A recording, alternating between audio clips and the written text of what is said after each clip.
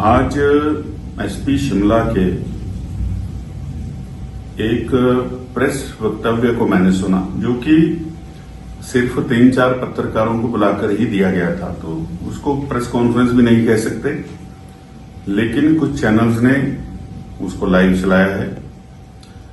SP Shimla उसमें कह रहे हैं कि सुधीर शर्मा ने हाईकोर्ट की जो प्रोसीडिंग चल रही थी उसको लाइव दिखाया और उससे एसपी शिमला की छवि जो है वो खराब हो गई, केस खराब हो गया। भाई, जब हाई कोर्ट माननीय उच्च न्यायालय खुद अपनी कार्रवाई को लाइव चला रहा है तो वो दिखाना चाहता है लोगों को कि पारदर्शिता क्या है, और ये पूरे प्रदेश को पता चलना चाहिए, देश को पता चलना चाहिए जो कार्रवाई चल रही है उसमें प्रोसीडिंग क्या चल रही है। वो सुधीर शर्मा ने कोई डॉक्टर्ड वीडियो नहीं चलाया है। सुधीर शर्मा अदालत में जाकर के वीडियो नहीं बना रहे थे। दूसरा, उन्होंने ये कहा कि विधायकों की खरीद फरोख्त का एक मामला हुआ, उसमें मेरे पास सारे तथ्य हैं।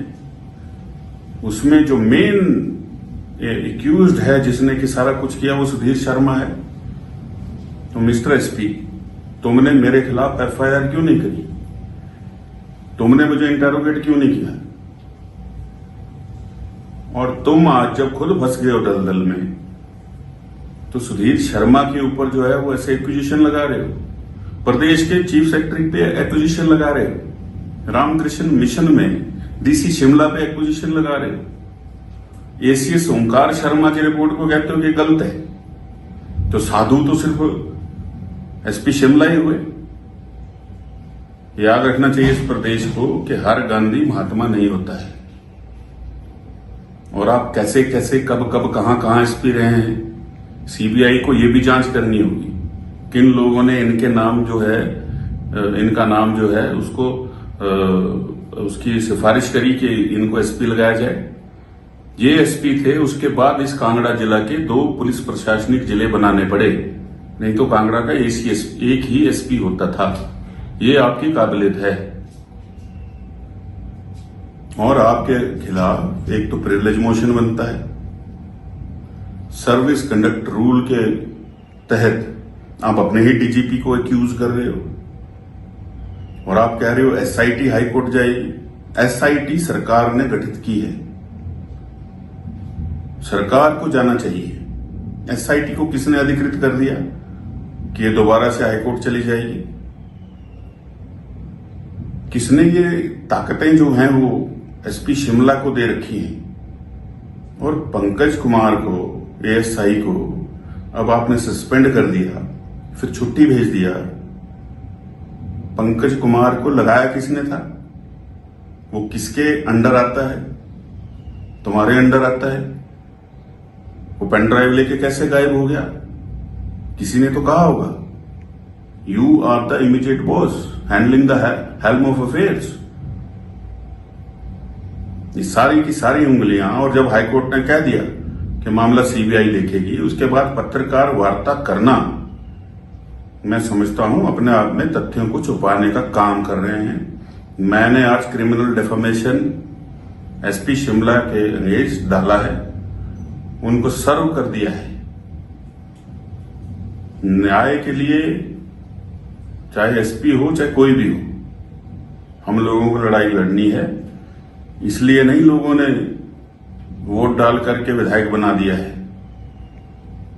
आपके प्रदेश की आधी पुलिस झंडे डंडे लेकर, पोस्टर लेकर के विधानसभा धर्मशाला के अंदर बाय इलेक्शन में घूम रही थी सिविल वर्दी में। सारी सूची हमारे पास है।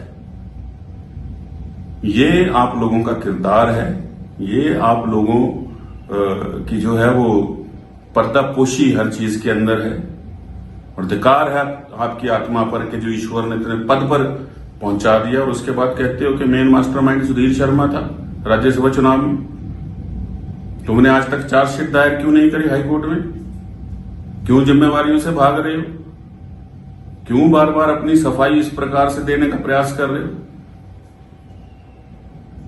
जो आपने आज पत्रकार वार्ता की है उससे स्पष्ट लगता है कि इस चीफ सेक्रेटरी से भी ऊपर के किसी व्यक्ति का आपके सिर पर हाथ है। जो आप अपनी पत्रकार वार्ता में डीजीपी को नहीं मान रहे हो, चीफ सेक्रेटरी को नहीं मान रहे हो, तत्कालीन डीसी शिमला को नहीं मान रहे हो, और खुद को ये तय करने पर लगे हो कि मैं ही साफ हूं, बाकी तो सारे लोग जो हैं वो कल्प्रिट हैं। तो इसलिए आपके कंडक्ट को जहां जहां जिन जिलों में आप या जहां डीएसपी रहे, एसपी रहे, वहां पर भी सीबीआई को ये जूनियर अधिकारियों से पूछना चाहिए कि इनका कंडक्ट क्या रहा है। ये अधिकारियों से अपने जो इनके जूनियर है उनसे क्या करवाना चाहते थे, क्या पुलिस से करवाना चाहते थे।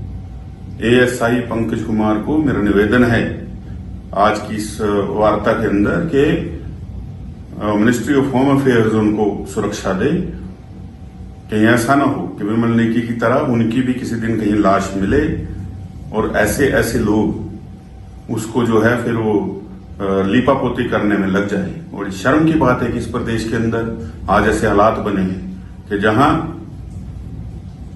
ऐसे अधिकारी सरकार के साथ हैंड इन ग्लव होकर के ऐसी चीजें कर रहे हैं कि जिससे ऐसा लगता है कि हम हिमाचल में रह ही नहीं रहे। इन चीजों के ऊपर न्याय होना चाहिए। माननीय उच्च न्यायालय को देखना चाहिए कि क्यों जब निर्णय आ गया तो उसके बाद 3-4 मीडिया के लोग जो वहां गए हैं उन मीडिया हाउसेस का भी संज्ञान लेना चाहिए। पत्रकार वार्ता खुले में होती है, ऐसे छुप छुप करके जो है वो पत्रकार वार्ता नहीं की जाती। कि व्यक्ति तभी करता है और दूसरों पर कीचड़ तभी उछालता है जब उसको पता हो कि अब मैं दलदल में डूब गया हूं, यहां से निकलने का रास्ता नहीं। और कहा गया कि हमें तो धमकियां मिलती हैं, डराया जाता है।